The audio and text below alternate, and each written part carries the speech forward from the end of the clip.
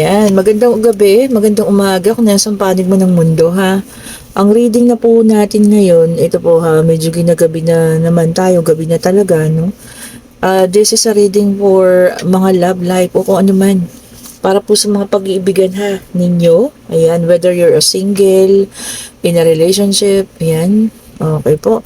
Whether you're a, tawag dito, babae, lalaki, ayan, no gender specification tayo ha. Okay, so sabi dito, ascending mountain, keep going forward. Oh, ito yung ating card ha, dito sa ating oracle card. Sabi niya, kung mayroon man mga nangyari nung mga 22 last year, okay, na nagkaroon ng parang kumbaga nagkaroon ng pagsubok sa mga relasyon ha. Maari yung iba ay nakalampas, yung maari yung iba naman ay nagkaroon ng paghihiwalayan. Ang sabi niya, pinapaalala ng ating baraha sa taong 2025, move forward na po ha. Okay po, kumbaga tapusin na, mag-heal na totally, alisan na yung mga pangyayaring hindi nakakabuti pa sa inyo po ha. Umalis na po doon. Okay. And then, ang ating second baraha is Rainbow Blessing. Siya nga naman. Tama naman po, ano? Dahil kapag nakapag-totally heal ka na, ano, kung ito man ay para sa'yo, lahat naman daw po ng blessing ay iyong matatanggap, ha? Okay, whether na nag-isa ka na lang ngayon, single ka na, or kayo man po ay, kumbaga, lahat ng pagsubok ng 2024 ay nalampasan ninyo, no? Blessing naman daw po ang kapalit. Ayan. And then, meron tayong breaking trail. Sabi niya, a breakthrough is at hand. Oh. So, maaaring maging ano na rin yung mga pag-iibigan ninyo, ha? O the higher, ang tawag dito? Event na. Kumbaga, kung kayo ay magkasintahan pa lang ngayon, maaaring ilalagay nyo na kayo sa tahimik. Ayan. Magpapakasal. Ayan. So, ayan ha. Breaking the trail. Oh, sabi nga, a breakthrough is at hand. Okay po. And then, itong ating pinaka-last card is Vast Vistas. Ayan. So, doon naman sa mga naging single na dating double o dating may karelasyon. O, ayan ha. Do not limit yourself naman daw. Vast Vista. Sabi niya, expand your horizon. O, baka naman kasi ayaw nang makapag-meeting, ayaw nang makipagkaibigan, ganyan yun, no? Ayaw nang makipag-date. O, siguro, bigyan mo yung panahon mo, tama, no? Self-healing, ayan. Self-love muna. Pero wag naman yung totally, nawala na talaga at ayaw ng ano po, makipag-usap pa kung kanino man, ha? Okay. So, ito naman, tingnan natin. So, this reading is for your love life on the year 2025. Ayan. Kung sino man po sa inyo ang makakapulot ng para sa inyo, itago. Ayan. And bigyan ng assessment kung tamang-tama para sa inyo, para malaman ninyo kung ano rin yung mga dapat nyong gawin sa mga susunod na panahon. Ayan. Kung hindi naman para sa inyo, baka maaaring sa mga susunod na reading ay para sa inyo na po. Okay? So, this is about your love life in the year 2023. Uy! Love life talaga. Nakita niyo ba yun? Di ba? Nag-flip ng kusa. Okay po. On the year 2023 tuloy. Ano ba? Nawawala tayo. 2025. Okay po. Ito ay para sa taong 2025 ha. Erase. Ang sinasabi kong 2023. Okay. For the year 2025. Okay po. Hindi maiiwasan pa rin ang heartbreak. Okay po. Meron pa rin magaganap na mga cheating. Ayan. Panloloko. Ayan. Third party situation. Okay, so sana no, maiwasan ng ilan, pero yung mga hindi makakaiwas, sana naman mapagtagumpayan nyo ang pagsubok na ito. Okay, so ayan ha, may clarity dyan, may darating na mga cheating, may mga matutuklasan, ayan po ha, kung sino man kayo. Ang ogo naman, nilabas niya agad. Excuse me po, ayan. Ayun, tumalsik din, okay. Okay. And then, meron tayo ditong King of Cups. Ayan, ang iba sa inyo, ayan, maaari makakakilala ng mga taong medyo emosyonal. Ayan. Kung papaano nyo sila i-handle, nasa sa inyo na yan. Ayan po, no. Or, maaaring kayo rin po ito, no, na makakaranas sa mga deep emotions this 2025. Okay po? Kung ano man yun, malalalim na emosyon na yun, sana mapagtagumpayan po ha. At hindi maapektuhan ang ating mental health. Pero mas gusto ko na yung may makikilala kayo mga taong romantic, ayan, may King of Cups, emotional, ayan, medyo maramdamin, ayan, mas okay na yun ha, kaysa yung kayo yung makaramdam ng iba't ibang klase ng emosyon. Okay po, deep emotions. Okay, at eto na naman, nag-flip ng pusa. And then, meron tayo ditong Four of Swords. Okay. Four of Swords signifies rest, pananahimik. Okay. So, ang ilan pa rin sa atin, pipiliin manahimik. Pipiliin munang wag na lang magsalita. Pipiliin na lang yung siguro sarili muna, no? Sa kanyang pananahimik sa year 2025. Okay, siguro ito yung mga taong nasaktan ng sobra ng year 2024. Kaya ito, ayan, pinili mo na katahimikan. Peace of mind, ika ang ano. Okay. Kung sino man ikaw ha. Ingatan lagi ang iyong puso at ang iyong sarili po. Okay. At tama ang ginagawa mo. Piliin lagi po ang sarili at panahimik na lang muna, no? I-rest muna yung puso. Ayan. Lagyan ng bandage ha. Oh. Ang mga sugatang puso po. Okay, ayan. And then, meron tayong the strength. Okay, para sa ilan din naman, ano, meron kayong mga taong makikilala na sobra ang magiging paghanga sa inyo. Ayan. Maaring mapaamon nyo pa ang mga taong ito, ha. Ayan po, sobra-sobra ang paghanga. Ayan. Sa mga ginagawa ninyo. Ayan. Baka maaaring ito na yung mga taong maging katuwang nyo rin sa buhay or maging makatuluyan ninyo, no? Kumbaga, sa sobrang paghanga niya sa'yo, ayan, gusto niya na ikaw na yung makasama niya sa buhay dahil alam niya na magiging maayos, no? At masagana yung buhay niya.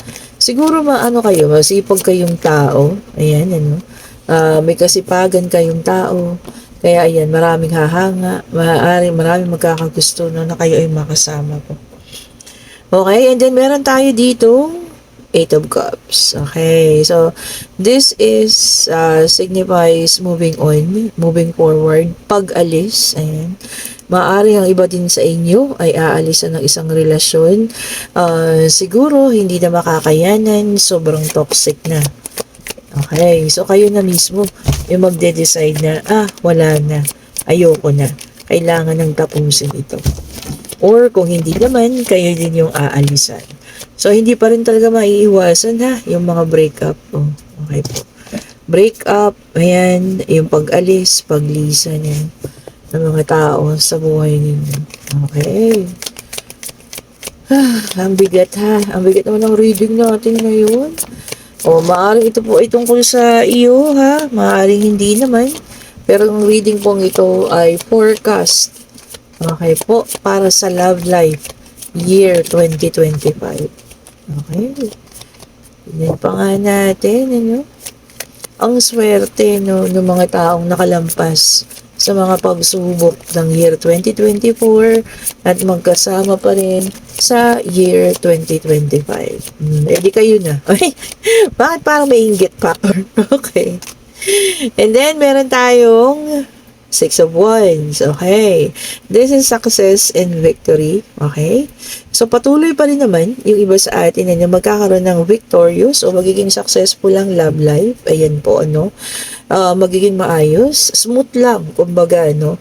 So, pagka ganyan, hawakan mabuti, no. Kung siguro kung pwedeng itali yung mga ganong relasyon. Di po ba? Parang hindi magbago. Itali na po. Okay. Nakakaloka, tinali yung relasyon. O, diba? Kasi, bihira na po talaga naman. Yung smooth lang yung relationship at walang magiging problema, ha? Sa isang buong taon. O, i-claim na natin yan. May mga smooth relationship. Diba? Okay. And then, meron tayo ditong Ten of Wands. Ayan, kita-kita nyo na agad. Oh, meron talagang yung iba, masasaktan pa rin. Yung iba naman, sobra nang mabibigatan. Maaring dun sa kanilang partner, maaring dun sa relasyon. Ayan po ha. Kapag ka nakaramdam ka na ng sobrang bigat, na parang ikaw na lang yung nag-work sa relationship na ito, pwede naman kayo mag-usap. Okay po, bago maghiwalayan, bago ka makapag-decide makipaghiwalay, pwede naman po kayo mag-usap ha. Pag-usapan po muna. Okay? So may makakaramdam ng overburden, sabi nga, ano? Sobra-sobrang pagdadala. Sa relasyon. Ikaw na lang lagi. So, naman yan ha. This is for the year 2025. And, ang sad naman ito. This is a Five of Cups. Ayan. So, ang ilan talaga makakaranas ng sadness? Pagkawala. Okay. Pagkawala, pwedeng literal na may mamamaalam na isang mahal sa buhay. Ayan po ha. Kaya siya naka-block. So, naka-luksa. Okay po.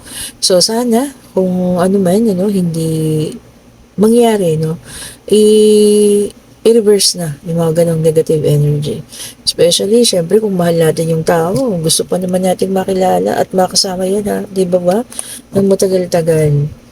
Okay. So, okay. Dito naman tayo sa ating deck of cards. Ayan. Check na natin. Oh, ito na.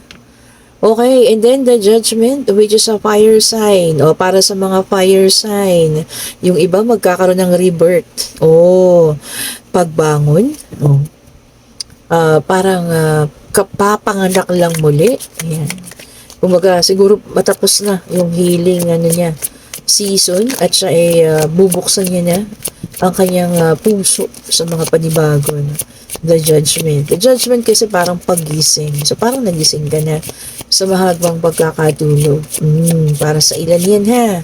Yung mga nasa natagtapos na relasyon no? At talagang for healing na. Okay. And then, meron tayong the temperance, which is a fire sign. Oh, harmonious at balance lang ang relasyon para sa ilan. Oo, ang ganda ulit ha. So, yung iba talaga, balanse lang ang relasyon, walang pangit na pangyayari, kung meron man minimal lang, balanse nga eh. And magiging harmonious daw po for the year 2025. And then, Six of Pentacles, which is an earth sign, para sa mga earth sign, Taurus, Virgo, Capricorn, ayan. O, sabi rito, hindi pa rin maaalis na merong pipiliin at merong iiwanan. O, kung ikaw man yung pipiliin, magpasalamat, ayan, sa Diyos, at ikaw talaga yung tunay na mahal. Ngayon, kung ikaw naman yung iiwanan, wala na tayong magagawa. Tanggapin na lang po ha. Tanggapin ang maluwag sa kalooban at yun nga, mag-move on. Kasi yun nga no? Hindi naman natin mapipilit ang isang tao na mahalin tayo forever. Lalo na kung nakakita niya siya ng panibago at ibang tao po. So, meron pa rin pong mamimili ha. Kung ikaw man yan, sana mapili mo yung taong tama para sa iyo. Okay, so meron din tayong the chariot, which is a water sign, so movement. Kung kayo man ay may AFAM, ayan, AFAM ha, or meron kayong person na sa abroad, may movement. Ibig sabihin po, in the year 2025, maaaring magkita na kayo. Oy, ang ganda, diba? May mga kakanta na, kinakanta pag nakikita yung mga AFAM, diba? So, ayun ha, yung mga LDR dyan. So, may movement. Maaring magkita na. Okay. And then, meron tayo dito, 10 of Wands. The same thing. So, yung iba talaga makakaranis ng overburden. Ayan. Kung sino man ha, kumbaga nasasobrahan na yung pagkabagot ninyo or kayo na lang yung nagdadala sa relasyon ha. Okay po. And then, meron tayong 10 of Cups in reverse, which is a water sign. Ayan. Broken family. Hindi maiwasan ha. Lumabas po talaga. So, meron pa rin makakaranas ng mga broken family. Aalis ang tatay. Iiwanan ng mga anak. Okay po.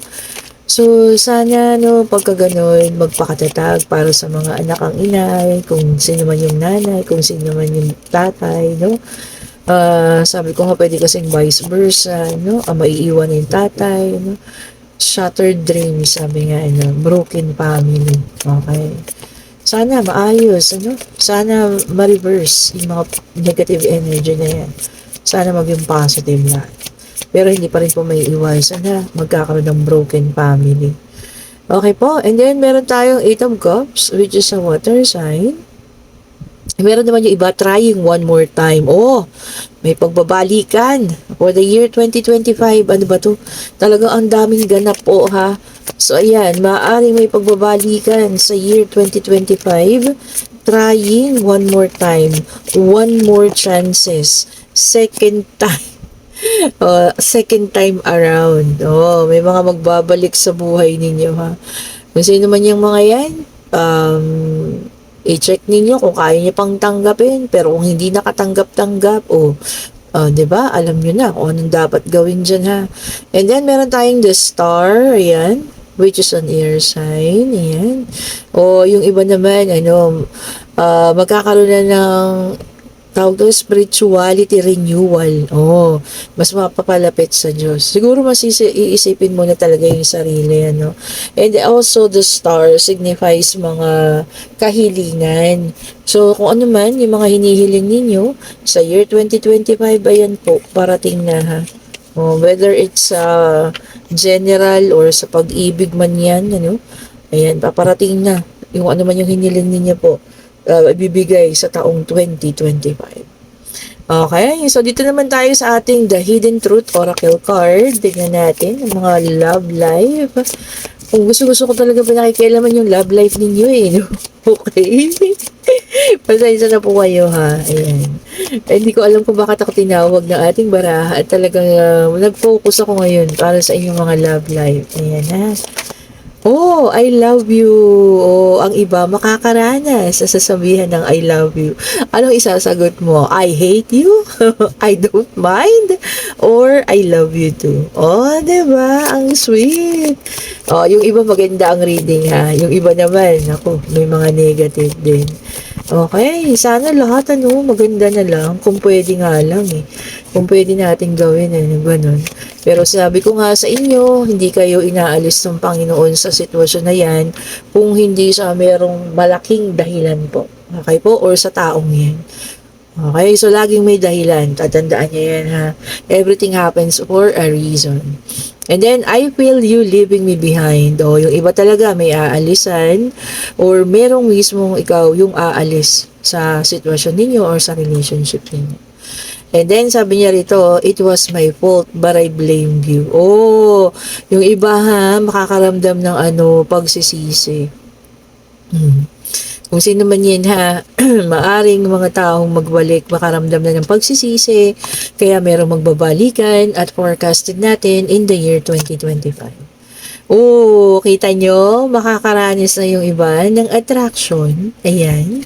Kung sino man ito na makaka-attract sa inyo, or magiging sobra yung attracted daw po sa inyo. Ayan. Kung sino man po yan, ha. So, bigyan naman. Baka naman nasobrahan na kayo ng pain ng 2024 tapos hindi nyo napansinin. Tapos ito na pala yung soulmate. Paano yan? Binitawan nyo ng bigla. Okay po. So, ayan, bigyan natin ng pagkakataon ng lahat ng tao, ha. Mahalin ka, mahalin mo, at magmahalan kayo ng tunay at tapat po, ha. Ayan, bigyan natin ng pagkakataon. Okay po, and ito kukunin ko tong ating yes and no card. Ayan. Magtanong kayo, pwede nyo tanongin yung sa susunod na taon. Basta answerable ba yes or no, ha. Okay po. Pag-ibig. Siyempre, pag-ibig ang focus natin ngayon. Ayan. Kung ano man yung tanong mo sa pag-ibig, eto na.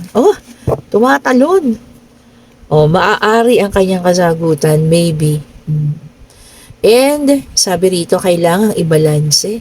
Baka sobrang pagmamahal naman ay binibigay mo dito sa taong ito. Baka kaya mo namang ibalanse para mas balanse naman po, para kung ano man yung kaya niya ibigay sa'yo, tumbasan mo lang. Di po ba? Huwag po yung sobra-sobrang pagmamahal. Kasi sabi nga nila, pag sobra-sobra kang nagmahal, sobra-sobra ding sakit yung mararamdaman mo sa mga susunod na araw. Okay po? Kumbaga, balanse lang po, ha? Ibalanse po ang lahat. Okay, and syempre, kung gusto ninyo na ating mga charms, ayan, kala nyo makakatakas kayo sa akin. Okay po? Ito ang ating evil eye. Ayan. Para yung mga negative energy ha. Ayan. Ma-reverse. And of course, back to sender. And ito din yung isang klase. Ayan. Oh, yung mga may gusto ng tiger eye para sa mga clarity o wisdom, para malaman niyo yung mga intention ng mga taong lumalapit sa inyo, mag-tiger eye kayo. Ayan, meron din tayong combination. Ayan, wisdom and clarity and reverse the negative energy ha. It turns positive. Kung ayaw muna mag-love life at gusto muna ng kaperahan, syempre citrine. Ayan, citrine po ha. And kung gustong mas mapalapit sa Diyos, syempre mas maraming darating na blessing ay jade ang isuot. Yan.